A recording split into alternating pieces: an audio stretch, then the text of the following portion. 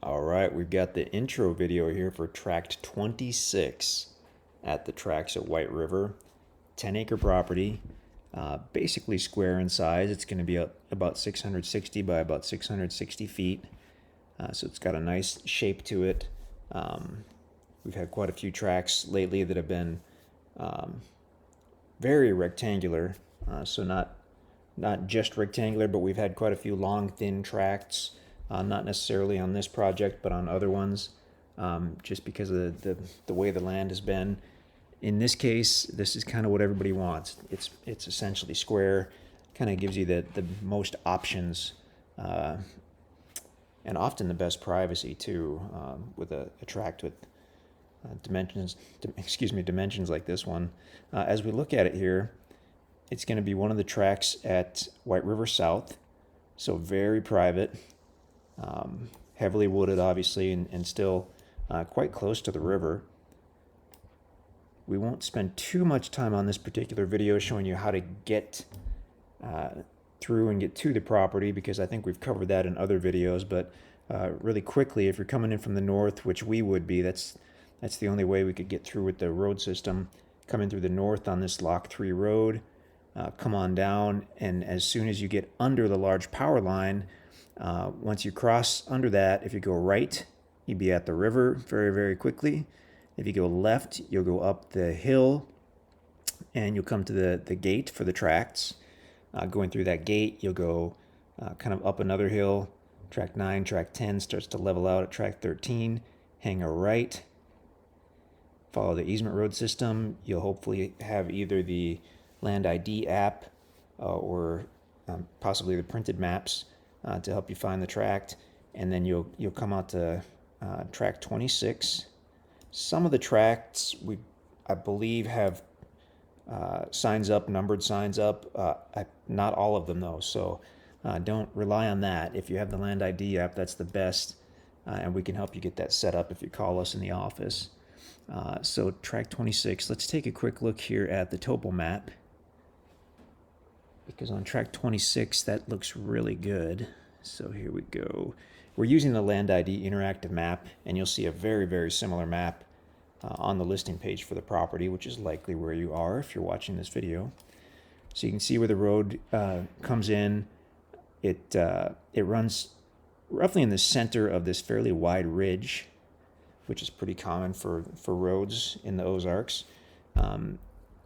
As you go either north or south from the ridge, and this is based on the topo map here, what we're seeing is it stays level for a while and then starts to slope down. Going northerly, it slopes down. If you can follow the little white hand here, the little white glove. And just really quickly on a topo map, the contour lines are just showing us the elevation change of the land. When the lines are close, the property is steeper. When they're further apart, it's got more flatness to it. So in this case, if you follow about where the little white glove is, that's probably the most level part on the north side, following almost a mini ridge that comes off the ridge. And then going south, it starts off fairly level, and then as you get further to the south, you see how those lines get close. That's going to be quite a bit steeper down to the actual creek bed, which starts almost on the property and then flows southwesterly into, I believe it's called Glen Creek, which then flows westerly a very short distance into the White River. So this creek bed, this is going to be a seasonal creek or a wet weather creek. We have not explored it on foot, but just based on the topo map, it seems clear it's certainly not a year-round creek. But just the way it's situated and the way we look at this topo, it'd be really fun to spend a day or two and thoroughly explore that creek bed and see if you could possibly find maybe some small springs, maybe even some caves. This area is known for caves, and that's really nice topography to go searching for a cave just right where that creek bed is. Looks really good for that. And at a minimum, you're going to find some really cool rock features with a creek bed like that. So on this property, you've kind of got quite a few choices. If you wanted to do potentially a building site from maybe a cabin or just a campsite, Obviously, you've got the north side of the road here. You've got to be a certain distance off the road, which you would want to be anyway for privacy and then for the setback. But the north side would give you some options. The south side could as well. If you could potentially get over to this southeast side, that might be interesting. Once you cross that creek bed, it starts to rise back up and then levels toward the southeast side, which is pretty neat. And I think we already mentioned this is going to be basically all wooded other than the easement road itself and the creek bed. You're going to find a lot of different species of trees out here.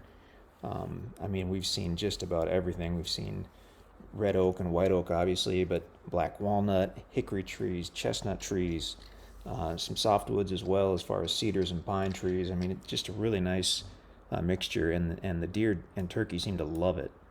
We have so many photos of deer and wild turkey out here on these tracks that it's just unbelievable. So anyway, that's a quick look at Tract 26. Check out the other videos. If you have any questions, just let us know.